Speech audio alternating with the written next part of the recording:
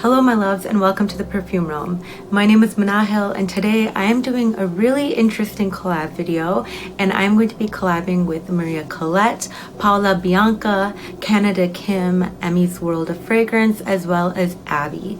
So this tag was actually started by Canada Kim, and she was kind enough to reach out to me and ask me if I wanted to join, and I was thrilled to do so. I am falling a little bit behind, so most likely their videos are already up, so I'm going to be linking all of their information down below. Please go check out their videos. I'm sure you're going to love them. Their content is incredible as well, so definitely don't forget to subscribe. But before we get started, I just wanted to say, if you are interested in joining the realm, I highly suggest clicking the subscribe button as well as the bell notifications so you can stay up to date on everything that is happening here. Now let's jump into the video. So basically what this entire collab is basically choosing 4 fragrances that really represent the 4 different seasons of the city that you are from. But what I decided to do is, instead of doing the 4 different seasons, I just chose 4 different fragrances that kind of represent my city in general. So I'm going to call it Chicago in a bottle because I'm from Chicago. I grew up here and I absolutely adore this city. All right, so this fragrance is basically the first one that came to mind when I was thinking of Chicago, and I reached for Shalimar Soufflé Intense from Guerlain. This one actually does tie in with season a little bit. The reason that I reached for this one is because, to me, this perfume is like a breath or like a breeze of fluffy, cool vanilla. So there's a very cold vanilla in here. To me, it's not a warm vanilla. It's still very inviting, but not the typical vanilla that we think of that is very warm and cozy. So to me, Shalimar Soufflé Intense is truly like this breeze of cool, fluffy vanilla. So this opens up with this symphony of citrus notes. There is bergamot in here, there's mandarin in here, and there's also lemon in here. It's a very bright and invigorating opening. I absolutely love the opening. There's also 2 different types of vanilla in here. There is Tahitian vanilla as well as Indian vanilla. Now to me, I just get vanilla. I get a beautiful Guerlain vanilla. I think that the power player in this perfume is actually the musk, which is interesting because you wouldn't typically think of musk as the more powerful note, but it really adds that touch of fluffy, airy, ethereal kind of vibes. So soufflé in French actually means breath. That's what it translates to, and that's why I keep saying that it reminds me of a breath of really cool vanilla. It's such a great way to describe this because of that beautiful lift and powdery essence that this has from the musk. There's also one other critical note in here that I think might get overlooked, and that is the benzoin. The benzoin in here really provides this kind of anchor, this really legitimate core. So it's not just a musk fragrance that is so airy that it just kind of drifts away. There is this sort of substantial presence to this perfume, and I really assign that kind of characteristic to the benzoin in the core. So you might be wondering, why did I choose this for Chicago? Well, because Chicago is known to have very, very cold winters, and it's also known to be a very windy city. The nickname of Chicago is the Windy City. Chicago is built right alongside Lake Michigan, so it gets this kind of gust of wind that comes from the lake, and it is very strong. And wind chill ends up making our winters so much more cold than they need to be. The winter right now has been insane. It has been snowing day after day, and we have feet and feet of snow at this point. A beautiful thing about the snow in Chicago is it just kind of adds this sort of ethereal beauty to it. The magic of snow is typically on that first day because you just kind of see this beautiful, smooth blanket of shimmering snow just everywhere. And there's just something really beautiful about snow until the next few days kind of hit, because at that point, it becomes a chore. You have to shovel the snow. It's basically everywhere. It's really hard to commute to and from work or school. It's obviously very, very cold. So after a while, the fun of snow definitely diminishes. But in the beginning, there is this kind of fairy tale vibe to this, you know, snowy wonderland. And especially when you're in the city, Seeing snowfall in the city is just incredible, especially at nighttime, because all of the lights are on. The sky is black, but the lights are on, and you can just see the snowflakes kind of drifting down, and it's just beautiful. So Shalimar Soufflé Intense represents the wind, it represents the cold, and it also represents the really beautiful fluffiness of the snow in Chicago. So Shalimar Soufflé Intense from Guerlain is going to be the first perfume that I choose that really represents my city. Okay, so the next perfume that I chose is Winter of '99, and this one is from Kerosene. So Kerosene is this indie slash niche house. I don't know. I would consider it an indie house. However, many people call it a niche house. So it's kind of, you know, in between that spectrum. But this is one of their fragrances that I adore. This house actually has some incredible fragrances. It's known for unknown pleasures. So if you're a fan of Lyra, or if you're a fan of lemon kind of pastries and gourmand fragrances like that, I would highly recommend checking out Unknown Pleasures from Kerosene because it is delicious. One of my personal favorites that I don't own yet is actually Fields of Rubus. I think that's a beautiful scent as well. But over here I have Winter of '99, and this one is a gorgeous cabin scent. It has a lot of smokiness to it. It has a lot of spices, but they're very sweet type of spices that remind me of the type of spices that you would use in an eggnog. And then when this does kind of dry down, there's this beautiful creaminess that creeps through a little bit, and I just really enjoy this one, especially for this winter. Like I told you, the winter has been pretty extreme this season, and in general it gets very, very cold over here, because when we have winter in Chicago, we truly have an actual winter. And so I can really enjoy winter and fall fragrances thoroughly, because the effect that they're supposed to have of keeping you warm and being cozy and inviting, all of that fits really well when it's actually cold outside. I'm sure it's great in California too, but in all honesty, how chilly can it possibly get out there? You know what I mean? You can always go for a comfort scent, but there is something that hits different when you reach for a warm fragrance or a very comforting and cozy fragrance when it's actually super duper cold outside. But the reason I chose this to be part of the Chicago in a Bottle video is because it's rare to be able to run across this house when you're just visiting the store. You know, it's not a very common one because of it being niche and indie and a very small house in general, just a smaller house. But the beautiful thing about Chicago that I obviously adore as a fragrance lover is that there are just so many opportunities to really go and try out these really obscure houses that you typically would not find in regular stores or even like bigger department stores. It's just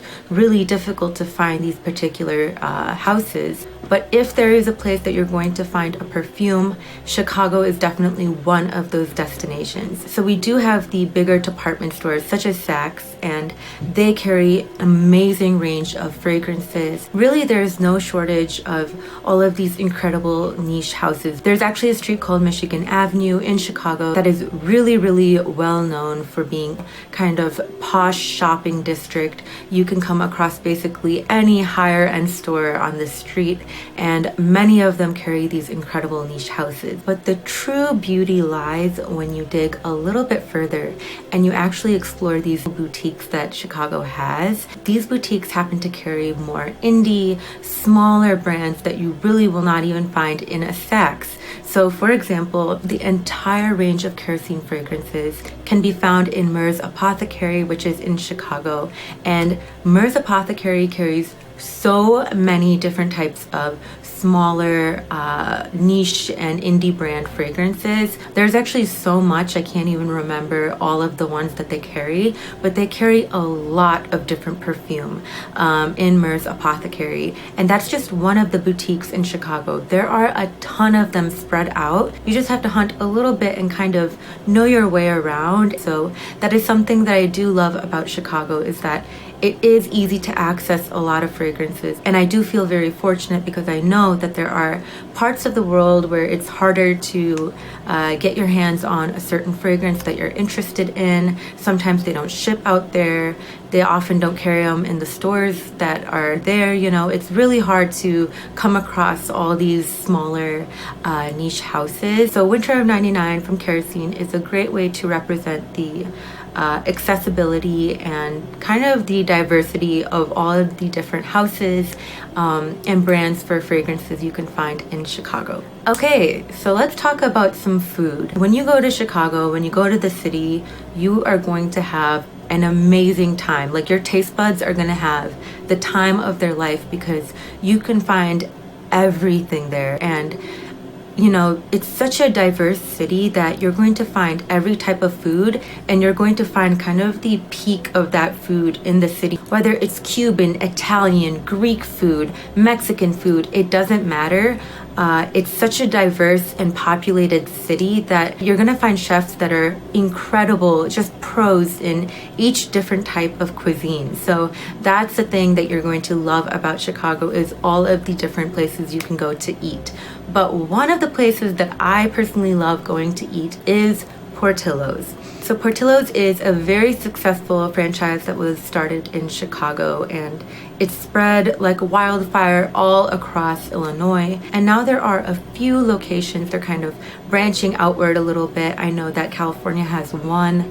I think Indiana might have one. But mainly they're all concentrated here near Chicago and in Illinois in general. But when I have friends that come from out of town, one of the first things they ask is, let's go to Portillo's. Can we go to Portillo's? And my answer is always yes, let's go. In fact, I guarantee if you ask someone who is from Chicago where the nearest Portillo's is, they will easily be able to point you in the right direction. Everyone knows a certain Portillo's location because it's just so popular, and oh my god, the lines there can be ridiculous. So there are Portillo's all over, and they really specialize in they have several different things that they offer, but a lot of the food is kind of inspired by like old-time diner things. So hot dogs and burgers and milkshakes, you know, basically like all American, heavy-duty, full, big portioned food. They're known for their hot dogs, their chocolate cake,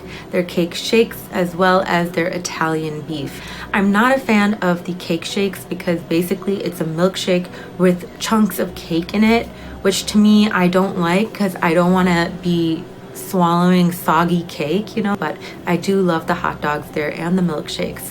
One type of milkshakes that they offer, which is kind of that old-timey one that I mentioned, is the malted milkshake, and they have vanilla, chocolate, and strawberry. So I have right over here American cream from Lush. I bought this because a lot of people said that this smells like a strawberry milkshake. And when I smelled this, the first thing that came to my mind is a strawberry malted milkshake, or a strawberry malt. So a malted milkshake is the milkshake, but it also has powdered dairy in it as well, I believe. So it has this kind of, I actually don't like malted milkshakes. I enjoy regular milkshakes. I love them. I don't like malts. I don't like malted milkshakes because there's this kind of like weird powdery feeling in the milkshake that is kind of almost chalky, and I get that from here as well. You can smell the kind of strawberries and cream element in here, definitely, but there's also this kind of powdery, chalky type of texture that surrounds this strawberry and cream smell. And to me, it really reminds me of a malted strawberry milkshake. It smells like a strawberry malt. It's not just plain creamy. I would have really enjoyed if it was just, you know, a regular super creamy fragrance with these strawberries in it as well. But it definitely has this heavy emphasis on this powdery chalk-like texture to it. So although this isn't the best representation of the food that I love, it does connect with Portillo's, which is a very iconic establishment here in Chicago. Now, by the way, when it dries down, the chalky malt kind of feeling to it does die down a little bit, but it never turns into fully a creamy scent. But still, I've been enjoying it. It's an interesting scent, definitely. But I do associate this one with Portillo's, which is, you know, a very famous place here in Chicago. So when you guys come over to visit me, let me know. I will take you on a food tour throughout Chicago. I guarantee I know the best places. I am your guide. And last but not least, we have Givenchy's Live Irresistible Delicious. This one I did not choose. I kind of cheated. I did not choose this because of the actual fragrance. I chose this because of the bottle. This bottle is the tallest one that I have in my collection, and the reason that I decided to choose the tallest bottle in my collection is because I adore the skyline of Chicago. The cityscape is just incredible. I love the towers. I actually have this one favorite tower that is shaped like a diamond at the top, which I really love. The urban planning is incredible. It's actually known to be a really well-planned city because there was, you know, early on in the city, there was a massive fire. It's called the Great Chicago Fire, and it burnt down basically everything. So the city had to start from scratch, but it wasn't like one by one people just building stuff. They really laid out a plan for the city, and so the entire Chicago is very easy to navigate once you kind of figure out what's going on, because it's on a grid system. So when you're actually flying into Chicago, you know you're arriving at the city because when you look down, you can see the entire grid basically laid out. It looks just like a chessboard. All of the blocks and everything are in perfect rows and columns, so it's a very easy to navigate city. There is a tower called the Sears Tower. It is now called the Willis Tower because of the company that bought them out, but anyone from Chicago, if you meet anyone from Chicago who kind of grew up there or is native to Chicago, will tell you that it is called the Sears Tower because most of us grew up calling it that, and it's just weird to change the name of something that you kind of grew up knowing it as the Sears Tower. But yeah, it's not even like a random claim that I'm making. I guarantee if you talk to anyone who is truly from Chicago or, you know, really knows Chicago really well, they will tell you that it is supposed to be called the Sears Tower and not the Willis Tower. And at one point, the Sears Tower was the tallest building in the world. At this point, of course, they built bigger towers. Obviously, we all know about the Burj Khalifa in Dubai, but whatever. Who cares about that? So the Sears Tower actually did used to be the tallest building in the world. It's still one of the tallest buildings in the world. And at the very top, there's something called the sky deck, where they basically created this like clear glass room. So you're just kind of standing there and it feels like you're standing in the air. You're just so far up. If you're afraid of heights, you're probably not going to love that. But yeah, there's a big appreciation that I have for the architecture, the city planning, the beautiful towers and their lights. Prior to the pandemic, Chicago actually had a lot of different festivals that would happen in the summer. There would be food festivals, there would be things like the Chicago Marathon, and there would be actual music festivals as well, such as Lollapalooza, Spring Awakening, Mamby on the Beach, Country Thunder, just a bunch of different music related festivals. I mean, Chicago is a city of music for sure. Chicago has actually had huge contributions in you know, the genre of the blues and jazz, as well as, of course, hip hop and many other. I'm not even going to get into that. That's a whole other discussion, Chicago and its music history. But one thing is, I remember, it's just a memory that I will always carry with me is whenever I would go to the music festivals in Chicago when I was younger, when the sun started to set and nighttime started creeping in, there's just a beauty to the city when, you know, it's getting darker and darker and dimmer. The lights all come alive. You can see all of the lights from all of the towers and the cars, and there's just this beauty to the city when that kind of nightfall sets in. And one of the music festivals that I went to, Mamby, it was a few miles out of the actual city. So the beauty of that was that you could see the entire skyline, and there was music playing and the breeze from the lake was coming in, and you could see all of the lights in the city, and it was just amazing. There's this thrilling feeling of looking at this city that is absolutely pulsating with life and opportunities and different cultures and races and everything coming together. It just really hits you when you're just kind of stepping back and looking at the skyline. And so that is the reason that I chose Givenchy's Live Irresistible Delicieux. Yes, I cheated. It's not about the actual fragrance that is in here.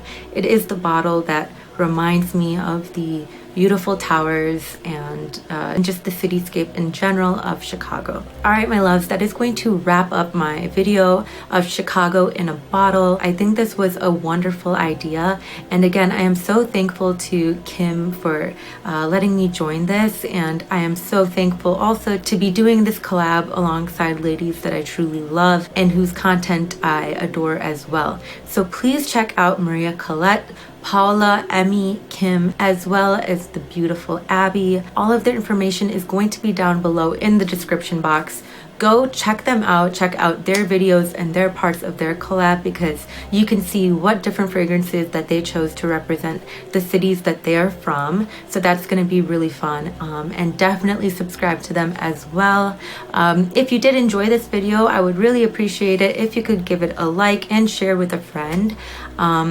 Other than that, thank you so much for sharing your valuable time, sitting here and chatting with me about perfume. And also down below in the comments, let me know what city you're from and the fragrances that you think represent your city the best. All right, you guys, that's all I have for you. Have a good one.